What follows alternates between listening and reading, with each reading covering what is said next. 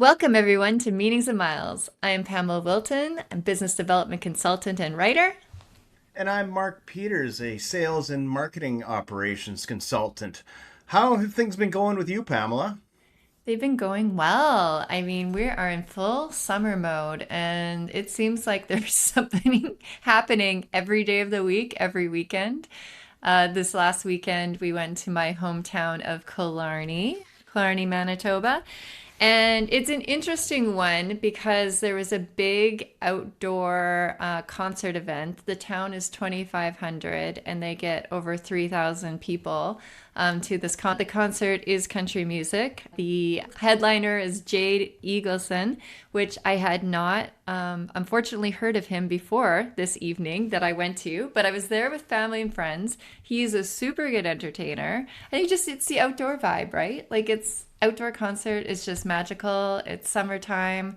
My mom's place is on the lake, so it was just a very quick trundle home after being out, and yeah, it was a really great weekend. How about you? That's amazing, Pamela. Shout out to Killarney, Killarney, Manitoba represent. Yeah. Me, summer is all about yard games, and a little bit of a brag here, Pamela. I think if there was like a yard game decathlon in the Olympics, I'd I'd be up there. My yard game is on point this year. Everything from lawn darts to croquet to anything that doesn't involve a lot of running or physical activity, I'm in. So do you have the lawn darts that are the ones that with like the old school points that like could murder you, or do you have Yes, the modern? Oh, you I have the old have school. proper murdery lawn darts. There's no, those plastic ones, no. If you're not putting your life at risk, you're not really playing lawn darts. I'm pretty sure my partner Jeremy was one of the reasons why those lawn darts went away. As a little kid, he threw it straight up in the air and it like came back right on his head. Every kid does that, and it's Darwinism at its finest, right? It's survival of the fittest. Oh, yeah, absolutely. And I mean, you bring up yard games. I actually got in some golf this weekend too, which I had not done in a while. It was only 9 quick holes because we had so many other things to do, but I honestly enjoyed it. I Golf can be frustrating. I don't know if you're a golfer, but I really enjoyed being out there. I do love golf. I only get in a few rounds every year, but I enjoy it. But I enjoy all Yes. forms of golf. I got, bucket golf, ladder golf, disc Oh, golf. we're still We we can still do it in the back to yard. the yard game. Yeah, we Yeah. do all the golfs. Golf's, do you pluralize golf? We can. We can now. It's starting now. Mhm. All the Yeah, golfs. all Yeah, the no. golfs. Yeah, it's good. And of course, we both have our lake time too, which is always great in the summer. Oh, actually, I have a cute story with the golf and the concert. I had a friend, I was telling him how my family was each doing their elevator pitch because a lot of my sisters and I are all independent right now. And you got to know your context, right? Like we're out in rural Killarney, surrounded in agriculture, and so the next day when we're doing a round of golf, he says, "You know, when you said elevator pitch, I thought you were talking about grain elevators. Like this is my pitch to you, grain elevator, about how I can improve your business." And he's like, "I wasn't going to tell you that, but I just did." And I haven't used his name, so this isn't revealed to everybody, but I just thought that was hilarious. And yeah, good old elevator Yeah, pitch.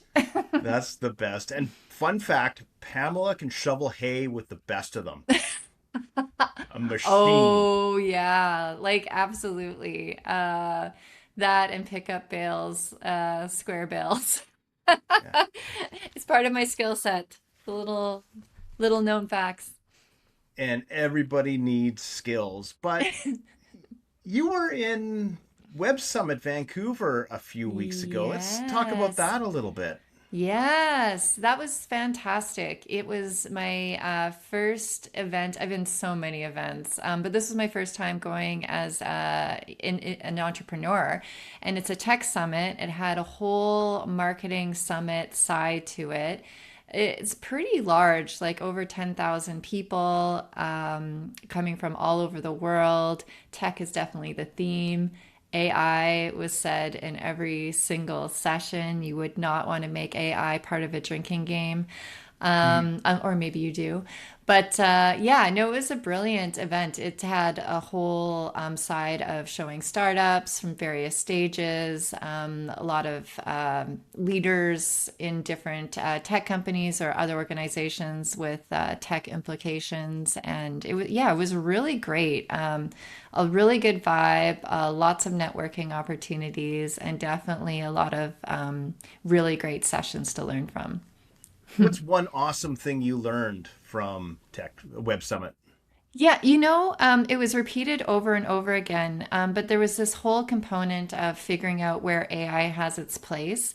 And it's very much looked at as the piece of it can really help with the automation side and those different tactical pieces, but you still need the human creativity and overarching strategy to direct AI in the direction that makes sense for a business and just overall that human element. And there was a couple entities that you mean everything is like if you're saying like is AI involved and it's like well is your laptop involved like everything's laptop AI enabled these days but taking videos that are shot by humans of humans or of the world like are still really greatly needed and appreciated so it's just interesting to think of that premium handcrafted human crafted components to what we're putting out in the world is still deemed to be extremely valuable. And yeah, just interesting to see where all this goes. But you got to embrace it.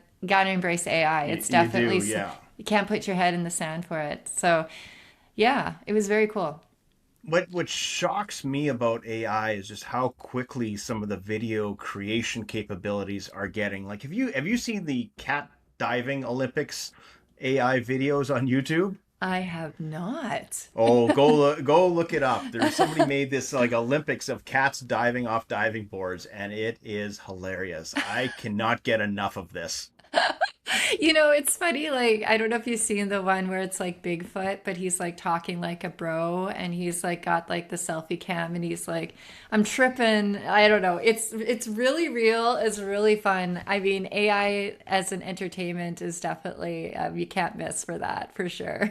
That's so good. Anything surprise you at the conference? That's good question. I think like some pieces being an events background, I was really taking in the architecture of or the arc I was really looking at how the event was put together.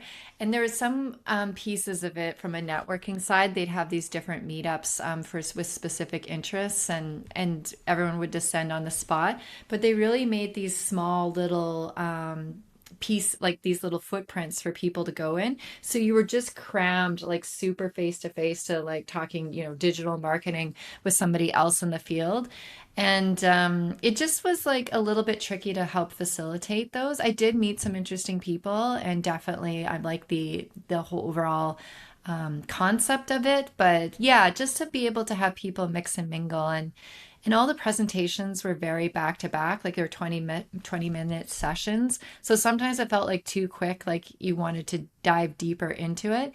And then there was no time in between. They just did back to back to back. So again, if you had some seatmates around you, you didn't really have a chance to talk to them and just like even just soak in what you just finished hearing. But again, I think that's the format and the template of like really getting as much information as speakers out to you as much as possible. But yeah, just to have a little bit more breathing room, I think would really help elevate it. That's awesome. But you did manage to meet a whole bunch of people and trying out your new tech. Tell us about that. Yes, Pamela was being brave. I've been like, the podcast is one piece of it, but I've been working on video and recording myself and putting myself more out there in this type of format because I love my writing and that's never going away. But yes, with some encouragement after a conversation at Toastmasters, even with you and our mutual friend Chef Rob, he's like, just take a camera and just record yourself and say, hey, I'm here at Web Summit. I hope you have a great day. And I'm like, that sounds terrifying. But I did buy a microphone like months and months ago on sale. So I'm like, okay, it's time to pull this baby out. And with discussing with you, it's like, why don't I interview people while I'm at Web Summit? And yeah, I was immediately loved the idea. I did interview a bunch of people, asking them four different kind of quick rapid fire questions. And yeah, it was a really lot of fun. I like how it turned out. Yeah, I've seen the videos. They are terrific. And as a special treat for everyone, we have your video compilation here on the pod. And I would encourage everyone, those listening on just the audio only stream, is to come over to our YouTube and watch this on our YouTube as well, because there's some really cool things on video. You get to see my face. I know. And you're so good on camera, so I don't know why you're Aw. nervous, Pamela. Oh, You're a natural. oh, that's so sweet of you to say. And like, you're definitely a natural. I'm just trying to keep up. But yes, Oh, more practice. hardly. It's good to put myself out there. So with that, let's check out Pamela's Web Summit interview series. Here you go. Hello, welcome to Web Summit. It's my first time coming to this event. This year it's being held in Vancouver. There's a lot of people and a lot to see here. And while I'm here, I'm asking people four questions. One, what is their favorite travel hack? Two, what is their favorite event hack? Three, checked baggage or carry on. And also, number four, my most favorite question, Bleisure, business leisure travel, or no bleisure at all? Looking forward to it. What is your favorite travel hack? My favorite travel hack is probably I always pack food in Tupperware whenever I go traveling. So I have my food for the plane and all the rest. So I can just get comfy right away and eat my food.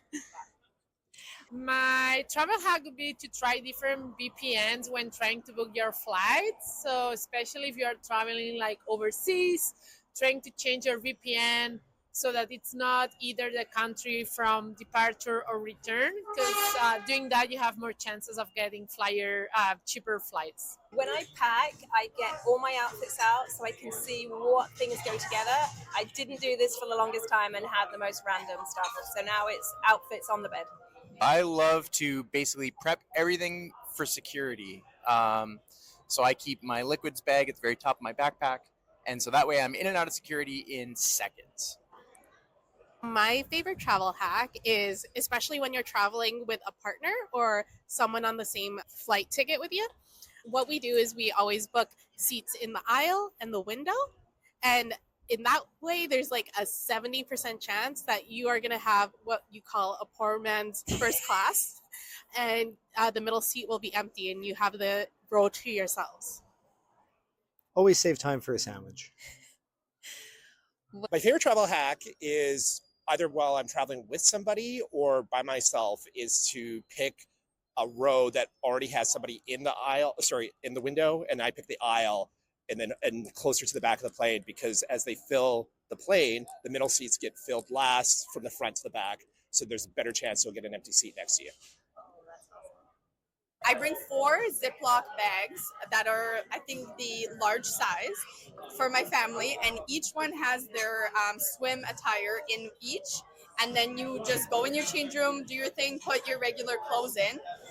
Using as much space as you possibly can in your suitcase. So I'm talking about rolling up those socks, stuffing them in your runners, make sure that there is no air. Because if you're paying for a bag, you want to be able to take as much stuff as possible. I'm at a point where I have the same outfit ready for every single flight. So I have my pack bag exactly as I like it, with what I need and the right clothing. And the trick with clothing is to layer. So when it gets cold on the plane, you can keep more clothes on, or if it's hot. Leave for the airport extremely early so I don't have to rush. Try to arrive earlier so you can go to the lounge and relax. I am a big believer in packing cubes. I love packing cubes, and also roll everything and roll them into your packing cubes. You will save space, and if you love being organized like me, it'll make you feel very satisfied. Rolling my clothes in my suitcase. What is your favorite event hack? My favorite event hack, go somewhere where I can just talk to a couple of people, especially large events. Bit of an introvert, so find a space where I can connect with people directly rather than a large group. Pre-researching the speakers and also having a look at the directory, like who are the other attendees that you will meet there, to get to know them maybe in advance so that your networking would be like easier. Drink water, lots of it. Take your own reusable water bottle because that's the way you'll do it. The way I approach events, I kind of try to do them in stages. So anytime it's a multi-day event like this, I usually don't network the first day very much. And I kind of backload all my networking so that by the time I am networking, I'm super comfortable and able to go around the room and just crush it. I would say dress smartly, but have sneakers. You're going to do a lot of walking. Don't kill yourself for cute heels, to be honest. Staying hydrated. I wear very comfortable. I got orthopedic insoles because you're on your feet the whole time, and so feet got to take care of your feet. Bring snacks in my purse, but that's a life hack because I have food allergies, so I don't lose my energy and have to leave the event to go feed myself. Tied would be packing snacks because you can't network when you're hangry, and the lineups to get the overpriced food that isn't even that good at the convention centers usually, they're very long. Speaking of long, walking, like 20,000 steps, you better have a good, already broken in pair of shoes. I've learned with so much content and great speakers these days is to research ahead of time. And I put into my calendar the key sessions that I want, and then I build around it. It's so hard to do it last minute, and then you can get stuck not getting into your favorite session. Make sure you sit with new and interesting people at every session. Try to have a big breakfast because very likely you're not going to eat anything until the evening. If it's like a professional event like this, I like to take a look at who is attending. I like to look up places like Winnipeg so that we can connect with people from Winnipeg. I like to look up companies so I can keep an eye out for companies, and then specific people, which is how I already knew who you were. Being prepared ahead of time and knowing who's going to be there and making sure to build previous connections for the event. And are you checked bag or carry-on? Carry-on bag. I'm carry on all the way unless I need to check multiple things for multiple weather patterns. Personal wise, always carry on because I have all the time in the world to go and find all the liquids and stuff that I need after the fact. But working, I'm tired. I want my creature comforts. I want everything that goes under the plane, and check bag, work pays for it. Check bags, but I put an Apple AirTag into my check bag so it travels safely. Depends. I am definitely a check bag kind of gal. Carry on. Carry on. 100% carry on. Carry on. Carry on. Carry on. Carry on. Only. And are you into Bleisure or no Bleisure? Bleisure, for sure. Bleisure forever. I don't do that much, but I always encourage everyone to do it. So the Bleisure, juice that lemon. You've got to see people, you've got to hug people, and you've got to do your business. Bleisure. I don't think that needs explaining. If it's not fun, why are you doing it? I am a strong advocate for Bleisure. I don't do it a lot, but I always encourage anyone that is traveling to do Bleisure. Strictly leisure. Every single trip is an excuse to try to figure out if there's some other reason to be in the city or add on or see a family member or a friend. Bleisure. Bleisure all the way, all the time. Oh, Bleisure for sure. If you don't take advantage of the extra time that you have before, after a conference, you're really missing out on half the experience. Definitely Bleisure. You need to add a day before or a day after on every trip. Love it. Bleisure. Nothing but Bleisure. I would love to be Bleisure, but most of the case, unfortunately not. Definitely Bleisure. This trip is a good example of that. My partner and I flew in early on Sunday just to enjoy the beautiful Vancouver downtown, and then we will be leaving on Saturday. So we built in a few days before and after, prior to the conference, to make sure we could just have some fun. A little work, a little play. a bit of both, depending what the event is and where we're going. But I do like to tag on, whether it's just myself and going exploring somewhere new, like Vancouver, where I've never been to. Great work, Pamela. That was an awesome video series. I love how Thank you got you. such Thank you. a varied bunch of people there, and it looks like carry on is the way to go. Yeah, I know. I was actually surprised that there was some check bag. I shouldn't be that surprised, but yeah, people had some compelling reasons that they still like their check bag, even like for business, just to have everything that you need and all the different outfit possibilities. I'm a carry on guy for sure, but sometimes when you have too much gear for events or you're going for a long time, it isn't possible. And Mm, there is a convenience of not trying to fight for that overhead space and just being able to yes. leisurely walk on the plane, just having your little backpack with you or whatever and doing Yes. your thing. Yes, so much. It's different pieces that you sacrifice, right? That, yeah, you have to really get into the plane with your stuff, with your carry-on, but you know it's there then, and you know you don't have to look for it at the airport or be missing it. So, but yeah, there is something just to be like, you don't have to fight at the gate to get in, get on early. You can be much more leisurely. And knowing your destination airport, I think, is a big part of it as well. Because there are some airports I've been to, by the time you get to the luggage carousel, the bags are already off Right. and you're not waiting anyways. Yeah, no, that's true. I mean, well, there is that whole study that they increased the amount of time that you had to walk from the airplane to the baggage. So then you waited less for the baggage. It was just a mindset. It was still the same length of time, but you just felt better because you were walking to it and then your bag was there versus having a short walk and having to wait like a few extra minutes for your bag. Have you heard of that? My mind is blown. It makes total sense, but I had never heard that that was a deliberate tactic. Yeah, I think it was done in like Texas. It might have been a while ago. It's an older study, but I totally that resonates. Like It makes that. so much Yeah. sense. Just Yes. And then like the on the overall travel and event hacks, there were really lots of great responses to that. They kind of, especially travel, seemed to lean either a personal travel or business travel. Different people had different ideas.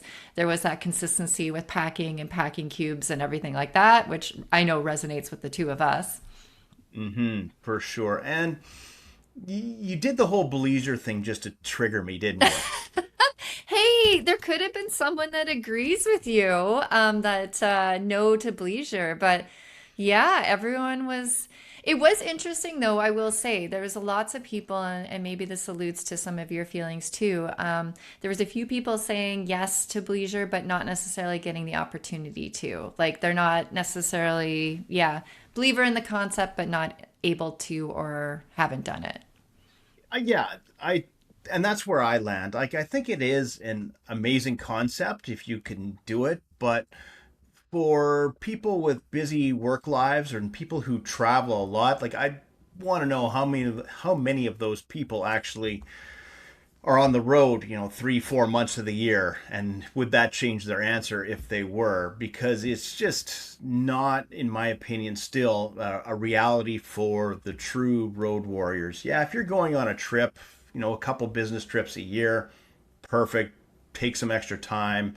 But if you're someone who's always on the road, nonstop, back and forth, it's just not feasible to do this really rarely at all. I know when I was traveling a ton, it was completely all about I couldn't wait to get back home when I was Mhm. on a trip. So the idea of staying extra time, especially by myself, was just not something I was interested in. I think we can agree there's nuances too. And you say the true road warrior, like I know a lot of people in tourism that are on the road a lot, a lot, a lot.